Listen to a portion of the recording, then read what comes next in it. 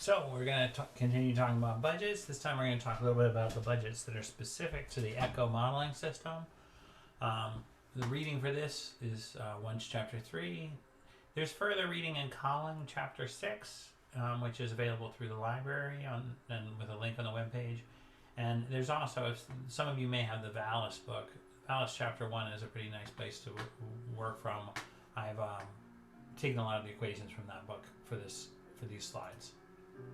So we talked about Eulerian versus Lagrangian in the previous talk, and we talked about the fact that Lagrangian follows the fluid, and so it's a control mass approach where you have a mass of fluid that's moving with the fluid versus a control volume, which is fixed at a point in space and lets the fluid flow in and out of the volume, and then you get a partial derivative with respect to time as values change in that fixed location. That's the Eulerian perspective. The material derivative allows you to convert between the Lagrangian conservation law and Eulerian field. We went through that quite a bit in the last lecture. This material derivative can be written this way. Over on this side, everybody's a partial derivative. Partial derivative is here, partial derivative is here. And these partial derivatives are with respect to the fixed coordinates of the system. Time, x, y, z of space. And this velocity is the velocity of the fluid. Remember, the key difference between the material derivative and the total derivative is that the rate of change of x with time is the velocity of the fluid. That is the thing we're tracking. So where does this come from? This comes from the two concepts, volume integral over a volume and the volume integral over a mass. And we saw a little bit about the calculus of how that works out. Let's talk a little bit about what kinds of things might be conserved in these two conceptions. If we're thinking about something that is measured in units per unit volume, we might want to be thinking about stuff that's in stuff per unit volume. So what's a stuff per unit volume? Well, density is the cleanest stuff per unit volume. The density of a fluid is mass per unit volume. And so in that case, we have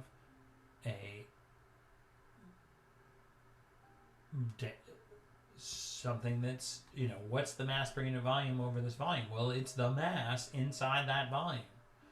That's pretty straightforward. So equations for things that are in units of stuff per unit volume look like this. And so we talked about the flux line. Here's the material derivative form, and in this case we have this divergence, and in this case we don't have. We have the divergence of both. Partial derivative of time. Different quantities might not be stuff per unit volume, like we're talking about here, but might be stuff per unit mass, like a mixing ratio, like salinity, which is the salt per unit mass, or the energy per unit mass. Those have an equation that looks like this. Here is the salt per unit mass. What's different between this equation and the previous one? And here's the sources. Let's go back. Look, this one has this divergence as well. This one does not have the divergence. This one has the divergence. This one does not have the divergence. And in fact, you may have noticed that last time I glossed over the salinity equation in terms of whether it was a per unit volume or whether it was a per unit mass, and then there was this divergence piece, and I said, oh, let's just take an incompressible fluid and then we're fine. This is the nature of incompressibility right here, that something that is stuff per unit volume must have the same equation that is stuff per unit mass if mass per unit volume, that is density, is unchanging. Stuff per unit volume, stuff per unit mass will be the same. In that case, this term drops out, and our conservation equation looks just like material derivative of stuff equals sources and sinks. In this case, material derivative of stuff equals sources and sinks, whether or not it is compressible, whether or not the density changes. So I actually should have been much more careful in saying salts per unit mass would have had an equation like this, which only if it is incompressible goes to a form like this, which is equivalent to a form like this. Does that make sense? So, what can we do? Now we can use these conservation principles to think about how much mass is coming into or out of a control mass. Talked that through last time. Or we can think about writing the integrals in terms of things that are conserved following the fluid and things that are external sources. So these red boxes are meant in these equations to highlight that there are external sources. Here's one, here's another one. So how do we keep track of all these complicated equations in a numerical model like ECCO? We will just take each of those rules, the mass conservation, which in this case would be volume conservation if we assume that it's approximately incompressible, salt conservation, that could be the freshwater and the salt conservation, or it could be a density equation that we're solving. And then there's a certain form of temperature that's conserved, which is equivalent to the conservation of energy, or actually also the conservation of entropy in this particular case. We'll get into the subtleties of thermodynamics a little bit later. But these are the kinds of principles we might want to make to build ECCO, and if we want to diagnose ECCO, these are the kinds of budgets we might want to check out and see how they work. Like, what are the terms that are important in each of these budgets? So here are the equations of motion, written in a rather ugly form from the Forget et al. Paper. These are also hashed out in the Wunsch book as well, in the appendix describing ECCO. But basically, there's conservation of momentum.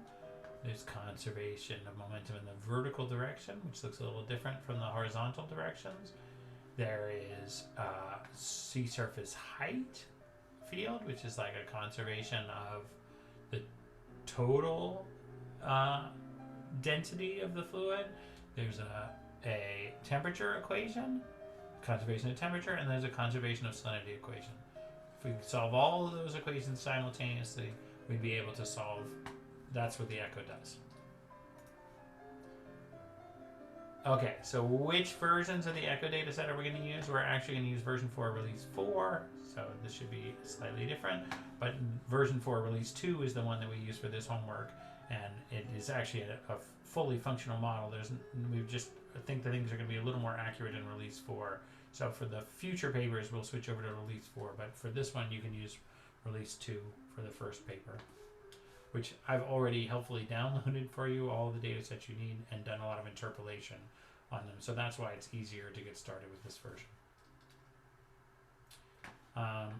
This is solved on a special grid, a latitude-longitude cap grid, LLC 90. 90 is about how many faces they have in each of these pieces. And so it's latitude and longitude down here in the southern hemisphere, and it's close to that in the northern hemisphere for up to about 50 degrees north, and then it switches to get this cap that covers the Arctic. And the reason why you can't do latitude and longitude all the way to the Arctic is it would make the grid cells right near the North Pole too small, and that actually makes the model very inefficient to run. So switching in the Arctic to this cap makes it more consistently the resolution a little more uniform throughout the world, which is an advantage. Okay, so what are the things that go into the mass and volume budget? Well, there's the advection of thickness. There's the u velocity, which is the one that goes eastward. There's the v velocity, which is the one that goes northward. And in the latitude-longitude subdomain, those are nice and simple because x and y are the same as east and north, and then it's all set up there. So these are the same, but there are actually places where you might have the n-val mass instead of the v-val mass, or the eval mass instead of the uval mass, and that's when the coordinate system that gives you the u and v directions differs from north-south direction, which gives you the e and the n directions. But in any case, these are the lateral transports of mass. And then there's the sea surface height, eta, n. There is the sea ice thickness. There is the snow thickness. There is the ocean freshwater flux through the surface, which is evaporation and precipitation. There is a budget for the atmospheric freshwater, which is also part of the budget and right at the surface cell in some locations, under some closures for the atmosphere. Then there is the advection quantities of thickness, snow, effective thickness in the other direction, snow in the other direction. These 8 are important if you have sea ice moving around at the surface. So this is a really complicated set of things that you have to think about just to get at the volume budget conservation. All of these different sources of fresh water and fresh water that could be converted from sea ice or snow as well. But if we go away from the surface where the sea ice and the snow are not there, then all we have are these advection terms in different directions, which might be the north direction, east direction, the R direction, which is the radial direction from the center of the Earth, and then the volume of the box actually changes a little bit depending on the sea surface height. So it expands and contracts just a little in some of the cells. So this is what you think about as the different sources for a budget for a cell in the ECCO model. If we have 2 cells next to each other, you just duplicate everything like this. But if we squeeze them together, the flux out of this box would equal the flux going into this box. And so now we just need to pay attention to the ones on the outside, not the ones in the middle. This is actually the root of the divergence theorem. The point here is that the surface integral is the only one you need to worry about because the divergence everywhere in the interior is 0. So the surfaces are all that matters in terms of keeping this budget of mass working out, or volume. If you want to go to the nasty Arctic region, then you have to keep track of all of these other pieces with the snow and the sea ice thickness parts, which gets a little bit trickier, for sure, quite obviously. The salt flux is similar, except there are a few terms that we can neglect, and which are in principle, this is all the variables that it depends on, but these 4 don't get used in the ECCO formulation. But we have the salt itself inside the box, which could change in time. We have the sea ice can bring in fresh water, so we need that in the salt budget. There's the advection of salt through the x direction, through the y direction, but there's also the diffusion in the x direction, diffusion in the y, and then and so that's how it goes. So we need the salt here for the rate of change of salinity inside the grid cell. We didn't need that for the mass or the volume conservation because the volume wasn't changing very much. So we don't need to worry about that. But here we do have to worry about that because the salt can change substantially inside of a box with the fluxes converging and diverging. And so these are the pieces that you should sum up. And now look, inside the box there's a rate of change of salt itself. This is what you do when you think about, these are the different terms that you think about if you're thinking about a non-sea ice cell. These are all the salt terms you'd think about. If you go to the sea ice terms, it gets more complicated. So if you want to do the Arctic budget, you're going to have a lot more stuff to mess with to get it squared away. The potential temperature is really similar to the salinity story, except now we have theta, which is the symbol for the potential temperature, and then we have the advection of theta in different directions. Then we have the air-sea transport of heat, OCEQ net, and that is another part of the budget that we have to worry about. That's the transfer of heat or energy between the atmosphere and the ocean.